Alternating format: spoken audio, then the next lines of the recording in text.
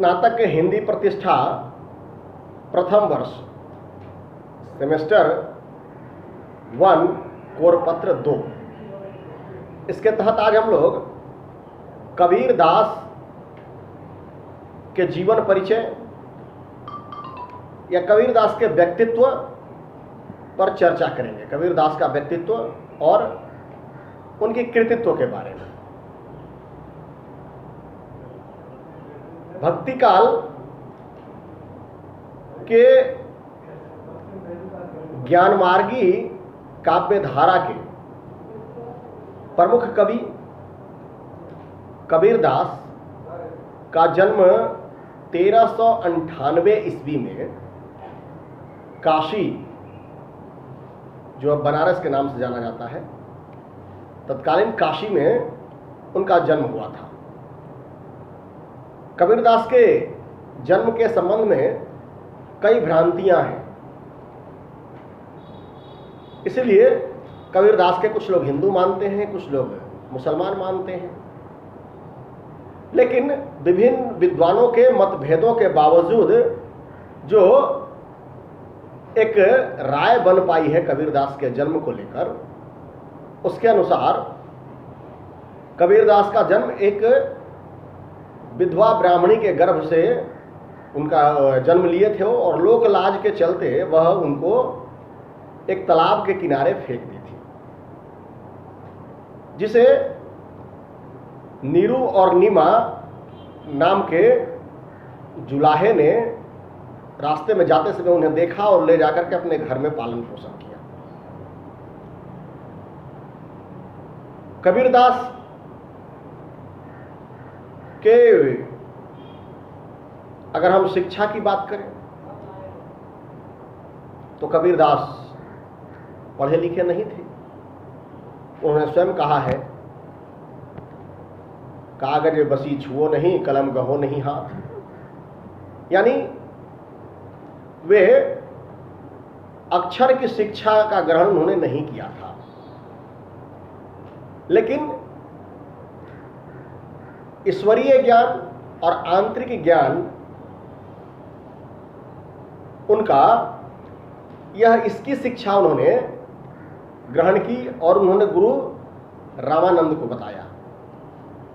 रामानंद कबीर दास के गुरु हैं। बचपन गरीबी में बीता, जैसा हम सब जानते हैं। जुलाहे परिवार था,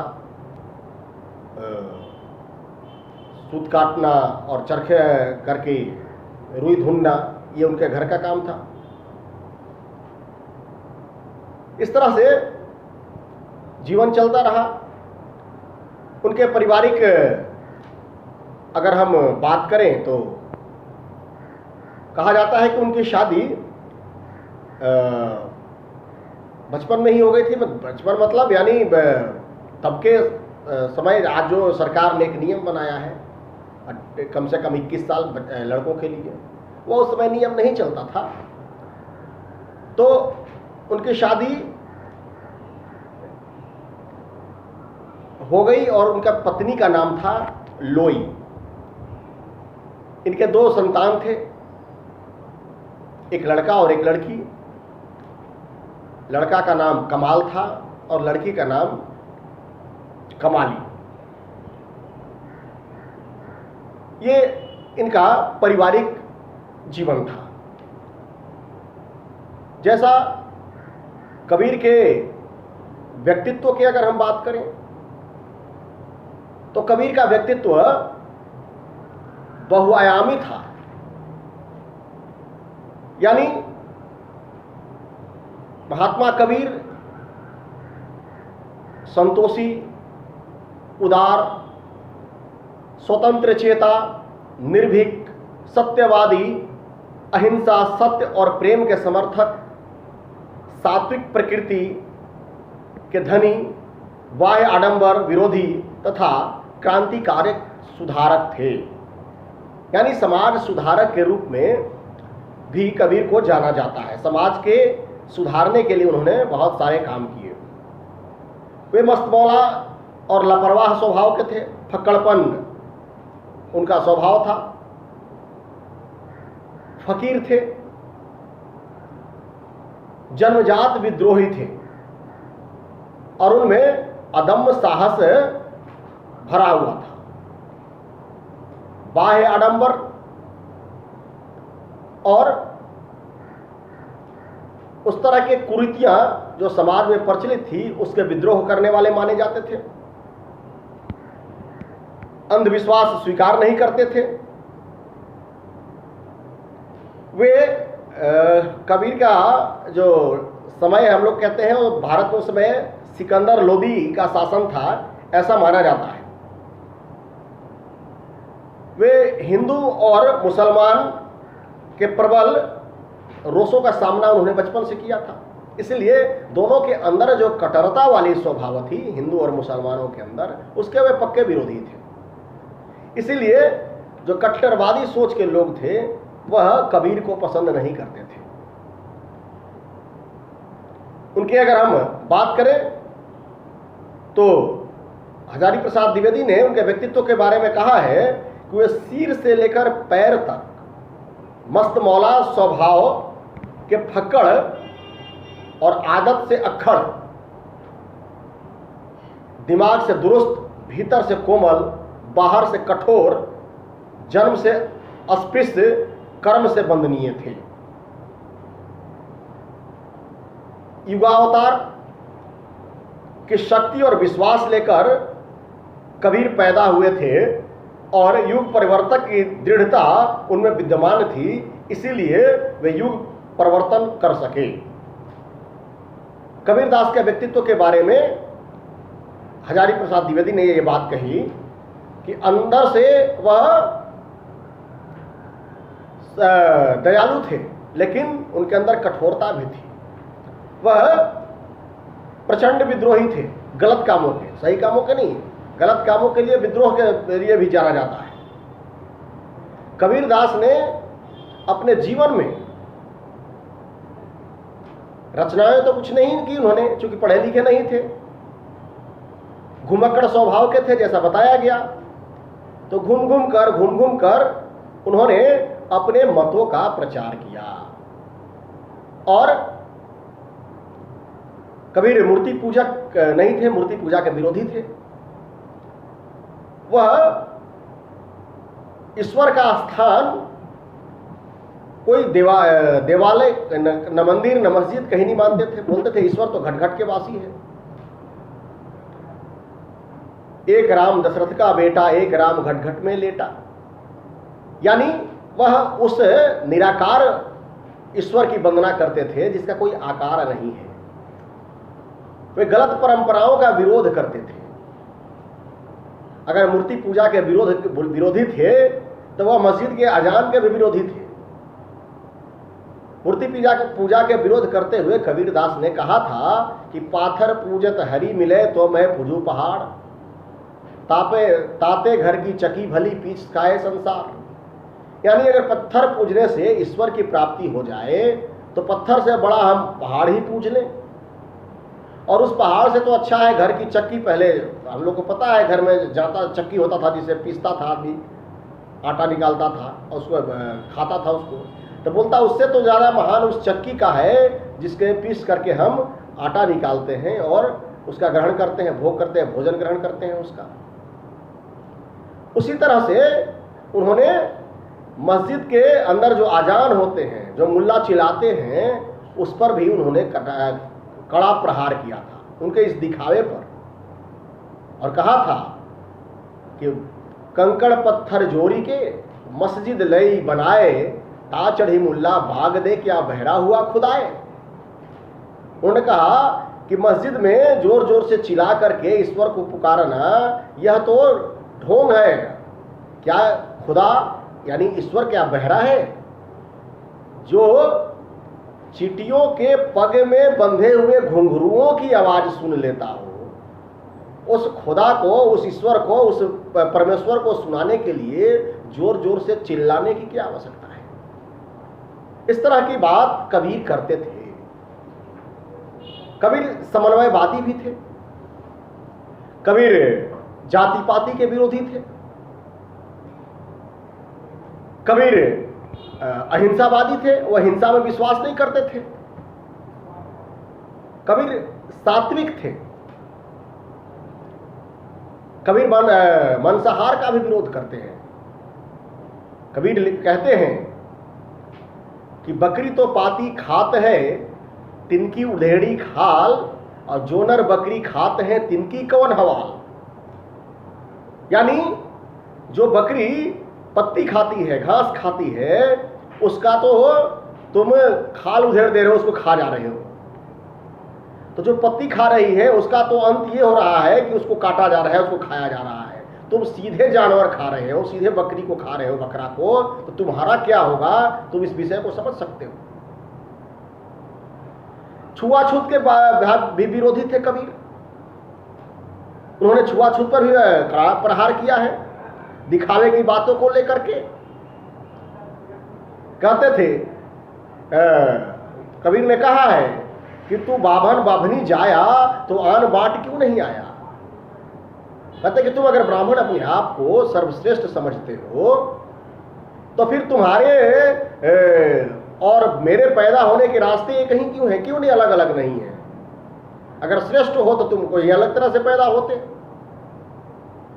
यानी जन्म से कोई महान नहीं है, कर्म से महान होता है, इस विषय को भी स्थापित करते थे।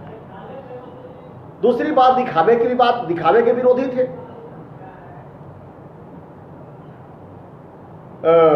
गलत आडंबरों के विरोधी थे।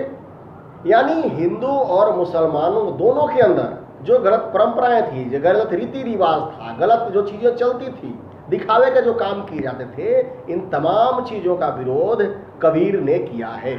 ऐसे व्यक्तित्व के धनी थे कबीर। वह निर्गुण उपासक थे। जैसा हमने कहा, निर्गुणवादी, जो भक्ति काल में दो धाराएं चली, एक सगुणवादी, एक निर्गुणवादी। तो निर्गुणवादी काव्य धारा के ज्ञान, उसमें भी दो काव्य धाराएं चली थी, एक प्रेम मार्गी और एक ज्ञान मार्गी। तो निर्गुण काव्य धारा के ज्ञान मार्गी शाखा के प्रवर्तक कवि थे कबीर। तो कबीर निर्गुण भक्ति करते थे, यानी उस ईश्वर की भक्ति करते थे जिसका कोई आकार नहीं हो। इसका मतलब कबीर नास्तिक नहीं थे, ईश्वर को नहीं मानते थे, ऐसा नहीं है, ईश्वर को मानते थे।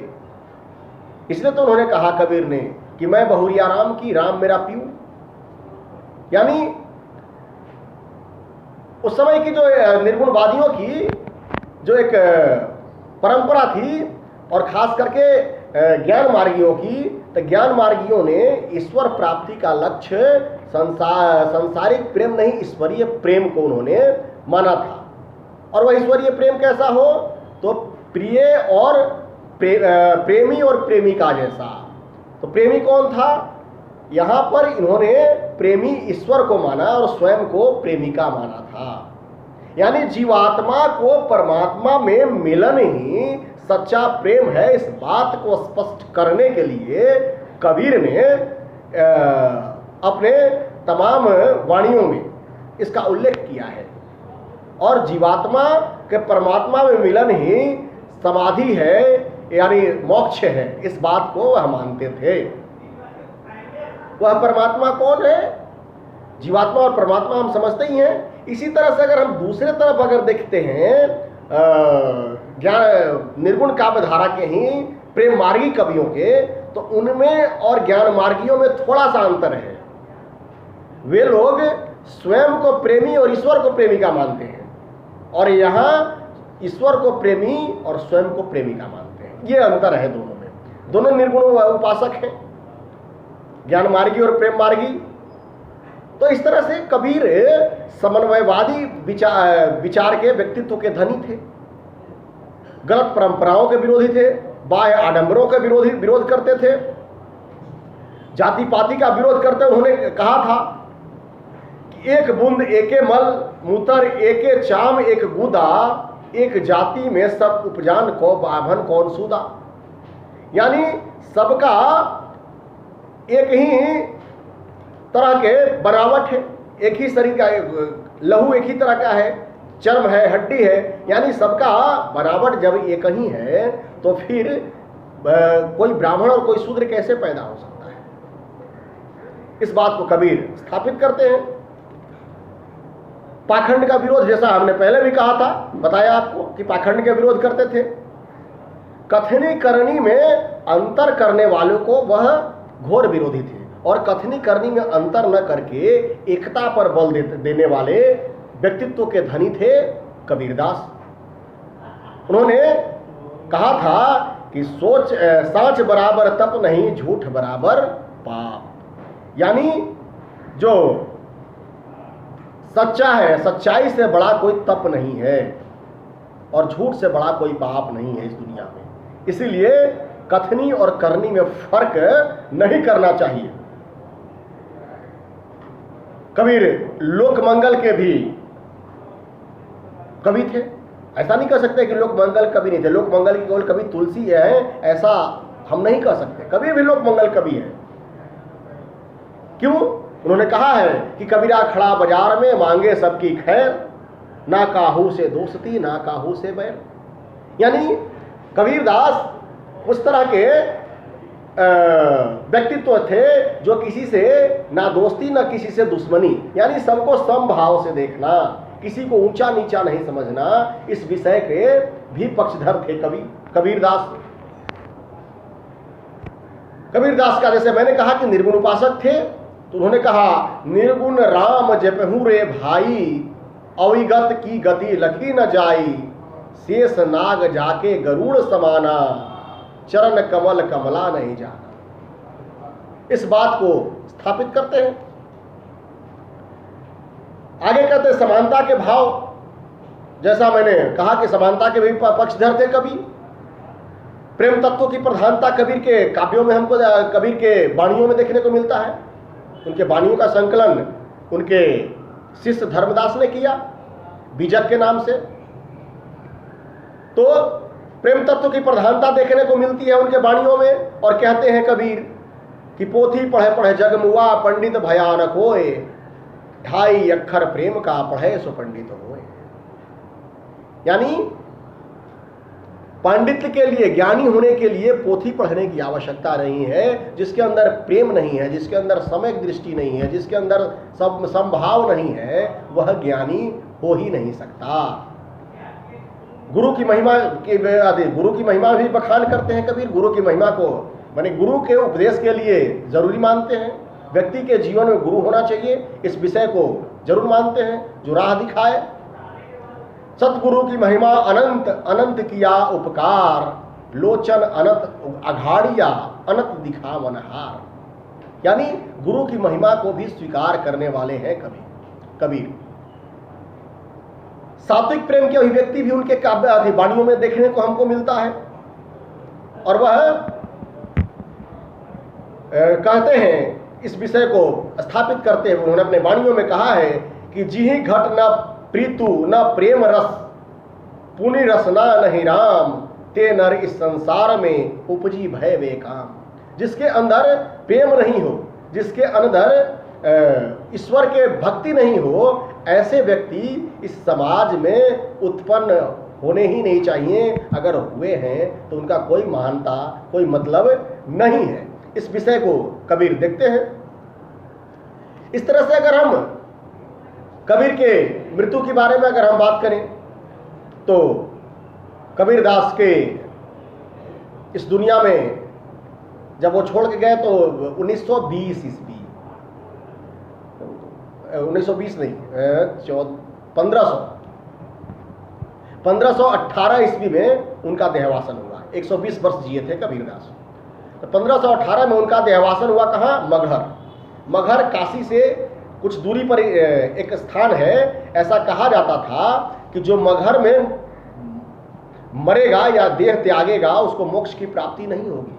कबीर ने इस परंपरा को तोड़ने के लिए, इस मानसिकता को तोड़ने के लिए अपने देहावसान से कुछ दिन पहले मगहर चले गए थे। और उन्होंने कहा था कि अगर ऐसी बात है तो मैं मगहर में ही जाकर के मरूंगा और वहीं देह त्याग करूंगा। कहते हैं कि कबीरदास के मृत्यु के बाद भी उनका शरीर को लेकर के विवाद हो गया। हिंदुओं ने कहा कि ये हिंदू है इसलिए इनको जलाएंगे, मुसलमानों ने कहा कि नहीं, मुसलमान है इसलिए इनको दफनाया जाएगा। तो ऐसी किंवदंतियां हैं कि फैसला ये हुआ कि ठीक है, इनके शरीर को अभी छोड़ दिया जाए और कल सुबह, शाम हो गई, कल सुबह हम लोग इस पर पंचायती बैठेगी और जो स्थिति होगी, जो पंचों का निर्णय होगा, जो लोगों का निर्णय होगा, उसके आधार पर हम लोग इनका क्रियाकर्म करेंगे। तो कहा जाता है कि रात्रि जो उनके शरीर को ढक करके लोग चले गए थे, सुबह जब आके हटाते हैं तो देखते हैं कि कबीर का शरीर वहाँ पर नहीं था और कुछ पुष्प वहाँ पर पड़े हुए थे। तो उस पुष्पों को आधा आधा लोगों ने बांट लिया और हिंदुओं ने उसे जलाया और मुसलमानों ने उसे पुष्प को दफना दिया जाकर के। कबीरदास के व्यक्तित्व और कृतित्व, इस पर जब हम दृष्टि डालते हैं तो ऐसा कह सकते हैं कि कबीरदास एक युग द्रष्टा थे, एक समाज सुधारक थे, जो समाज के अंदर उस समय प्रचलित कुरीतियों को जीवन भर उन्होंने विरोध किया। इसके लिए उन्हें बहुत सारी तरह के परेशानियां भी उठाने पड़े। उनके समाज के लोग, यानी पले बढ़े जहाँ जुलाहे में थे, वहाँ भी उनको लोग कहते थे कबीर नास्तिक हो गया, मस्जिद नहीं जाता, नमाज नहीं पढ़ता, बाकी जो चीज़ें आती थी। यानी शादी से लेकर के, विवाह से लेकर हर चीज जगह पर उन्हें उसका कष्ट झेलना पड़ा, समाज का वह रूप को देखना पड़ा। लेकिन अडिग पथ पर खड़ा रहने वाला कबीर कभी जीवन में हार नहीं माना। जीवन भर जिस काम को लेकर के पृथ्वी पर आया था, उस काम के लिए वह जीवन भर संघर्ष करते रहा और एक जगह बैठ करके वो नहीं रहे। इसलिए उनकी भाषा को हम लोग कहते हैं कि कबीर की भाषा क्या थी? सधुकड़ी भाषा। सधुकड़ी क्या है? यानी मिली जुली भाषा। साधु की कोई एक जगह की भाषा नहीं होती, साधु घूमते रहते हैं, तो उनकी भी भाषा एक जगह से दूसरे जगह घूमते घूमते मिली जुली हो जाती। कहीं पंजाबी का टोन, कहीं राजस्थानी का टोन, कहीं हरियाणवी का, कहीं खड़ी बोली का, कहीं अवधी का, कहीं ब्रज का, यानी सब मिला जुला जो भाषा, मिला जुला जो था, इसलिए उनकी भाषा को सधुकड़ी और कुछ लोग पंचमेल खिचड़ी भी कहते हैं उनकी भाषा को। ऐसे महात्मा कबीर, महात्मा कहना उचित होगा क्योंकि महात्मा वही है जिनकी आत्मा महान है। तो ऐसे महात्मा कबीर का देहावसान 1518 ईस्वी में मगहर में हुआ और एक समाज सुधारक, एक सम दृष्टि वाले व्यक्ति ऐसा इस दुनिया से विदा हुआ। तो आज हम लोग कबीर के व्यक्तित्व, उनके कृतित्व के बारे में संक्षिप्त में चर्चा किए। फिर विस्तृत एक एक उनके समाज सुधार पर, व्यक्तित्व पर, बाकी चीज़ों पर, कबीर के राम पर, कबीर के और राम और तुलसी के राम में अंतर, इस तरह की चीज़ों को बाकी हम अगले क्लास में आप सबों के समक्ष एक एक करके बताएंगे।